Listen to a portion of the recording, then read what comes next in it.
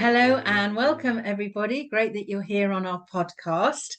I've got a fabulous guest with us today, and I'm really looking forward to our conversation because Sophie von Menzer is working with me on our new projects for next year on our creative art retreats. And so this podcast is going to be all about a holistic approach to creating art. And Sophie's going to tell us all about herself and what we're going to be doing and how exciting it is. So welcome, Sophie. Thank you so much. So I'm Sophie von Menzer. I'm a yoga teacher, but also like dancing, movement, anything that has to do with the body and embodiment. And also, I like to paint. You know that? Yes, I do. But I guess it's all about creative processes, and that it all goes, into the same direction. You use your body to get in tune with what you want to express, and you can also. I like to facilitate that. I do a lot of dancing. And I can see that's really good for my processes when it comes to expression of myself, and it liberates things in me that I don't have access to otherwise.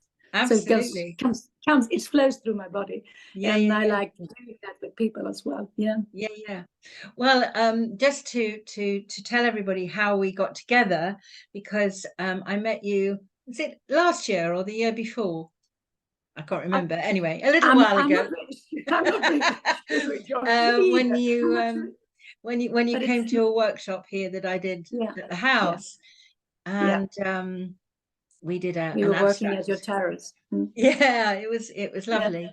And this year we met up again, and we were talking about a retreat, because you were thinking that you would do one yourself. And I was thinking that I would do another one, because I've done one this year. So we thought, well, why not? Let's do something together and combine our talents and offer something really special. Because I really feel that, when we are creating and painting, we need to kind of get into that creative zone. And I think movement and relaxation, our breathing, helps us move into being creative. And so the combination of the two, I think, is absolutely wonderful. And it does give us a holistic approach to what we're doing. And I think it has then a knock-on effect on everything that we do. You usually say like 1 + 1 is 3 when you're lucky, and lucky is about working to be lucky. And part of that could be that, you can actually, creativity is not something that you sort of, you're born with it or you get it somewhere, because some people have it and some people don't. But you can actually work on having more creativity. And one thing about how you can do it is to get in tune with yourself. Exactly. Yeah. So I think what we're going to be doing in the retreats next year is going to be this wonderful combination of being able to relax and feel about yourself. And quite honestly, we have so little time to do that. Normally in our life, we're rushing around, we're doing things, we're occupied with, tasks and chores. And, maybe then when we do stop to do our painting, I feel that, one of the things that comes back to me many times from students is how to access that creativity, how to stop thinking, in other words. And I think this is such a powerful way to be able to do that. That if you're it's very much about taking time out to yourself. And taking that part seriously. I mean, well, I like dancing, and not being serious about my dancing, and getting into that kind of feeling. But still, when it comes to actually listening to yourself and taking yourself seriously, even if it's not in a serious context, that I think that's what is lacking in most people's lives these days. Well, you know, my first career as when I began as a child, I started off as a dancer. And I was dancing professionally right up to my 20s. And then I stopped for a while when I got married and I had my son. And then I started teaching again. I was teaching modern dance then. And if you remember, you know, it was all the trend when that film came out, Fame. Do you remember? Definitely. And definitely. We were all dancing. Yeah, and it was kind of great, you know. And you know, what was it John Travolta doing? What was that song? Oh, I can't remember, but anyway. So that was Saturday Night Fever, wasn't Saturday it? Night Fever, that's it. Yeah. So I was teaching in a studio just outside of Manchester. And we had so many people come in and we were all doing, you know, this kind of stuff. So I was doing that for many years. And finally, I thought I was painting in the background always, but you know, the dance had been something that I'd been trained at, you know, for years. So I then stopped, and that's when I went to art college as a mature student. But you know, dance is in my blood. Yeah, and I think it's when you start when you're young, it's in the backbone. You can't really stop, can you? You can't. No. Even if we turn 100 years old, we will still be wiggling at least. But you know, it's kind of funny because I think the older you get, you know, you can either go, I think you can go in two ways. You can either get really embarrassed about dancing, or you can be completely wild. But I think probably the percentage falls on being embarrassed rather than being wild. Actually, you remember there was actually something called the lunch dance or something that was going on where I was living, and that would mean that we'd have dancing for 1 hour at the lunchtime, and then you could go eat in a nice place afterwards. There was this disco ball and everything in that, and you know, it was really it was a disco place. It was dark, pitch dark, even, you know, with sunlight in the middle of the day, and everybody went in there and they were dancing. It was like, you know, instead of going to the gym, this was so much more nice and fun. Oh, much more fun. Goodness. There was someone, I needed GNT before I could get into my dance mode. Why? I get high from dancing. So I realized there are two different kinds of people. Yes. Yeah. There are. So, and I think that's something to really get over, because I feel that once somebody starts and it's kind of like, how would you describe it? Suddenly you realize what you've been missing by not doing it. It's liberating. It's liberating. Yeah, because it's playful, and most of us have been playful when we were young. So it's all about getting into that mode again that we all have in us, but we don't necessarily take it out or let it out, I would say. Exactly. As often as we yeah. And then I think, how many years ago would it be? Probably be about 10 years ago. And I was kind of wanting to get back into dance, and I came across, you know, the 5 rhythms, which was fantastic. And I was you know, that just comes completely naturally to me, you know, having had you know, over 20 years of dance. It's like coming home. yeah. So I actually started a group doing 5 rhythms. I did it for about a year, you know, just once a week, and a whole group of people would come. And I had a friend who had a huge big warehouse, and they'd converted it into this wonderful studio. And she was quite wacky, and it was all kind of Moroccan and lights and candles, and it was wonderful. I was doing that for about a year, and we had great fun. And you know, when I talk to people about it, particularly people, you know, of my age, I say, no, you know, can't do that, we're far too old. And I said, that's ridiculous. You know, you're walking, you probably go to the gym, you might do some yoga. Why not just come and just move and see what happens? And you know, those people who came, they so enjoyed it. because, as you say, it was just liberating in all at all levels. So I think to combine that with painting is going to be absolutely magical. Yeah, of course, because it's liberating for your painting as well, Yes. isn't it? It's all about freeing yourself from conceptions about what painting is and what dancing is. Exactly. Yeah. Yeah. Well, Yeah. I'm sort of thinking of different things that we could do that would incorporate that. So, for example, I don't know, don't take me at my word for this, but one of the things I have thought about is to get a huge big I get canvas on a roll. Yeah. So, and I normally cut it up for students, and then we Yeah. put it on boards, and it means that they then can take paintings home with them, because we take the canvas off the board, they can roll it and take it home. But what I could do is, just get the roll, put it on the floor, and then everyone moves and paints at the same time. Yeah. Yeah. I think that would be really amazing. Yeah. Yeah. I actually was part of something similar this summer, because we were doing, this wasn't a painting, it was a festival, but it was an embodiment festival, and we were doing a lot of things.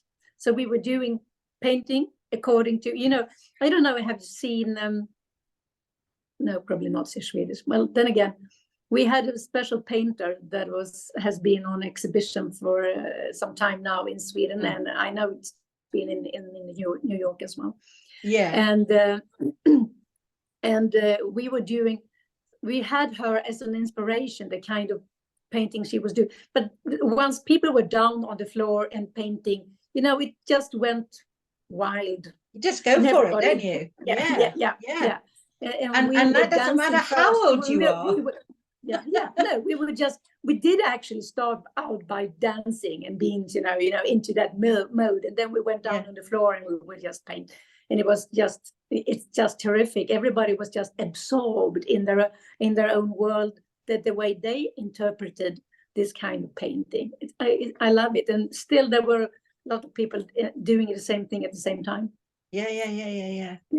And then, I think that together, to allow yourself to be in that space without any restrictions. I mean, I think it's pretty scary for a lot of people, because it's something that we would very, very, very rarely do. To be, in a way, to be a child again, and be not inhibited, to be free to actually express who we are. But I do feel that, the older that we get, probably what can we lose? What is there to lose? Exactly. Who gives it, sorry, I shouldn't swear, but who gives a monkeys about, I mean, gone are the days where we have to, dress to impress and do all that stuff that we used to do. So I think I think it's marvelous to actually give ourselves that opportunity to explore those wonderful things within inside us. So I think that's it's time. I mean, if we haven't done it for many years, of course it's inhibiting to start with, but then again, once you let go a bit, and then more and more, and then you realize, my God, this is it, this is me. This too is me. And sometimes you can say, oh, I really like that part of me that I haven't been using or letting out for a long time. And I don't think I've met one person that has let go that has regretted it. Never, ever. No. Well, when it comes to painting and dancing, I think probably what, I guess, if I'm honest, what inhibits me is just my how would you put it? Physically, I'm not in the shape, obviously, that I was in my 20s and 30s and whatever. And I've had a hip replacement, so sometimes I feel like an old crone, but sometimes I feel great. But Joy, then you will just have to do the old pro dance, don't you? Shall I bring my walking stick with me? That's a Oh, starting. dear. It's a starting point about embracing what you don't like, and The then it's old easy. crone's Then you can dance. let I it love go. that. Yeah, yeah, Oh dear. So yeah. yeah, I mean, on a serious note, though, I think people do worry that because they're not maybe not physically fit, as it were, that is an inhibiting factor. But actually, I think one of the wonderful things that I've done is things like the chair yoga, where you can still move and enjoy the whole process, but you're sitting Yeah, down. definitely. So there's kind of no So we excuse. can do some chair dancing, okay? We can do chair dancing. Yeah, As well. Yeah, I'm sure. Yeah. Yeah, So I think anyone listening who's interested in knowing more about it, not to worry about the movement, because we no, work no, around it in every which way, not like not we at do all. with everything. There's always some way to wrap it up for anybody to enjoy this, Yeah, and that's the part. Yeah. yeah. And how do you combine this with your yoga, Sophie? Well, the yoga I do is usually it's very soft yoga. I do yin yoga, restorative yoga, and what is What are special with those? I don't know what those are specifically. so the yin yoga is something you do either lying down or sitting up, but never standing up actually. Okay. And it's very you take like a position and you hold it for a longer time, which Right. gives time for your nervous system to calm down, and Okay. that's a really good one. Mhm. Of course, a restorative yoga, you hear what it's all about. It's the same. You can keep the positions even for even longer time, Mm. but but this is a rare thing in the society these days about being still. Yeah. So this is this is the key to having access to the part in you that is quiet, calm, and actually get in contact with yourself. The Okay. calm, the calmer version of yourself.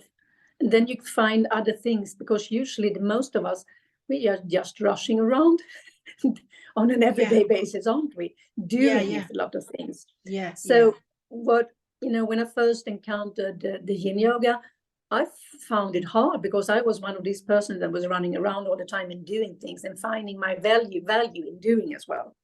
Mm. So when I had to sit down and be still, I think, this is really hard. I have to learn this. I have to go for this. And that's why I thought,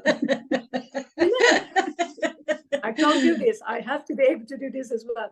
And then that's how my introduction to yin yoga. It was actually, I was doing another yoga teacher training, and yin yoga was a part of it. And then I realized, this is a hard one. So, and it has, and then from there I went to meditation. But that's another story. Yeah. Yeah. So, So, do you think you'll be doing some meditation with this? I will definitely do some guided meditations. Yeah. Yeah. But I will be guiding people, when they're at the end, the part of the of the yoga classes. So we do some shavasana, the resting part, and then I usually do guided meditations. But if people are interested, I can do guided meditations sitting up in the morning Yeah. as I started with. Well, I normally start my sessions with 5 minutes just relaxing. Yeah.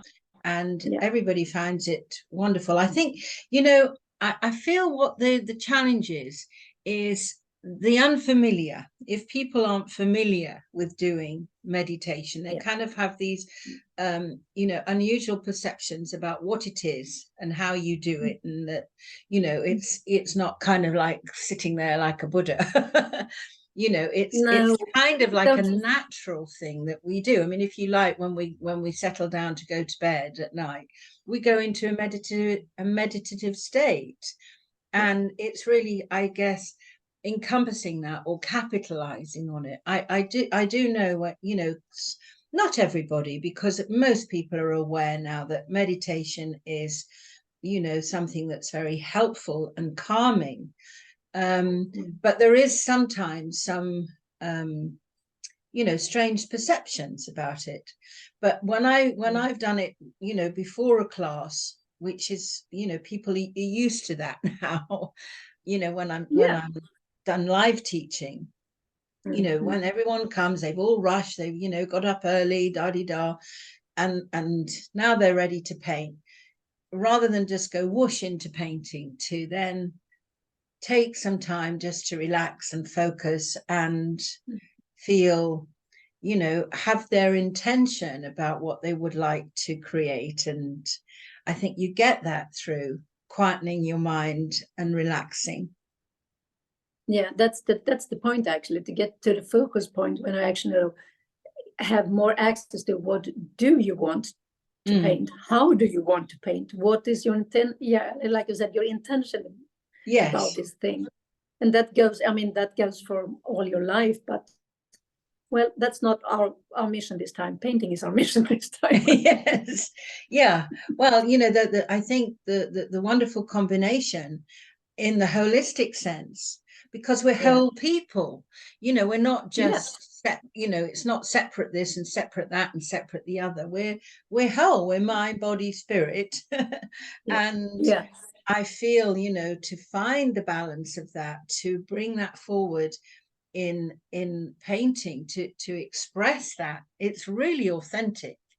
And you know, a lot of people say, you know, I haven't got an artist style. Well, everyone has their own style, and it's just tapping into it and having the confidence to explore that possibility in oneself. So I feel that this is going to be, you know, a wonderful experience to be able to do that more naturally. Yeah, the whole aspect, and actually, and tapping into yourself, your soul. If I can use a big word for it, it's all about the core, what you actually find when you quiet down your mind, I would say. Or even if you dance, and you can even dance ecstatically, but you will come to your core, and that helps bring out your expression. Definitely. So it's really exciting, and that's why you and I get into the picture, to support the process of doing this. Well, I'm so interested in doing it myself. I'm going to be joining in. I love these things. Exactly. So to tell people a little bit more about it, we're doing three retreats at different times of the year. One in March 24, one in May, and one in September. And it's a spectacular place, which I thank you, Sophie, for telling me about it, because it's absolutely magical. It's called the Little Alhambra, and the gardens have been modeled on the Alhambra Palace in Granada in Spain. And I have to say, when I walked through the gates and saw it, I was like in awe. It was absolutely magnificent, you know, so unexpected. And it's kind of tucked away in the hills of Andalusia, and you would never know driving past that this kind of magical place existed. So that was the funny part. It's quite close to where you are. Well, exactly. I mean, I never knew it was there. It's a mile down the road, a kilometer down the road. It's amazing. But because it's so hidden and secluded, you'd never have an idea that you're walking into this kind of fairyland. You do. So that's very inspiring in itself. You know, as soon as you walk in, you kind of get that feeling of, oh wow, you know, this serenity. That place, it does help, doesn't it? Well, you're halfway there, aren't you? So I think that, you know, the place is so inspirational to begin with. And so we've got those times. So I'm going to leave the information below so you can check out. We've done a nice information with a lovely video showing you the gardens and showing you the place. And it's got two lovely little cottages, hasn't it, in the grounds, all done in this wonderful Moroccan way. And if you don't know anything about the Alhambra Palace, certainly go and Google it, because it's one of the seven wonders of the world. It's absolutely magnificent. And one of the days in the week, we're actually having a trip to Granada, to the palace, and a guided tour of the inside the palace, and Granada itself in an area called the Al Baisin. So, and we're going to have a lovely day there and lunch in a restaurant overlooking the palace. So that in itself is very exciting, as well as everything else that we're doing. It's a beautiful place, that is. Yeah. Yeah. So I think it's especially when you're on back. Yeah. Yeah. An enchanting week all round. So really exciting, and it's so lovely to actually have this conversation and share, what you're doing and what we're going to do together. And it's very inspirational. But I feel, if somebody wanted to just start with doing something themselves, what would you suggest they might do, Sophie? I would suggest being with themselves and whatever they, and put that into the calendar, that you have to take time for yourself every day. And whether that is by giving yourself the time to take a walk, to do some soft yoga, trying to, if you haven't done it before, meditate, whatever you're doing, dancing, this time. And I mean, there's loads of list of music on Spotify to browse through and check out. We all have favorites of music, and just go for a favorite music and start moving yourself wherever you are. And be with yourself. That's my starting point, I would say. Fantastic. Well, that was a great conversation, Sophie. Thank you so much for coming on our podcast. And really enjoyed it. Thank you for inviting me. No, it's my pleasure. Doing this thing together. Well, we're going to be spending a lot of time together next year. Yeah, we are. So it's fantastic. Going to be joyful and playful. Yeah, absolutely. So if you would like any more information, it's all below. You can go and check it out on my website at joyfayartist.com. And I hope you've enjoyed this lovely conversation. And if you did, then please give us the thumbs up. And if you want to learn more about all the things that we're doing, then subscribe and press the notification button, and then you'll know when we're up here again. And we look forward to seeing you again soon. So thank you so much, Sophie, for all your wonderful inspirations that you've given us today. And catch up with you soon. Thank you, everybody. Bye for now. Bye.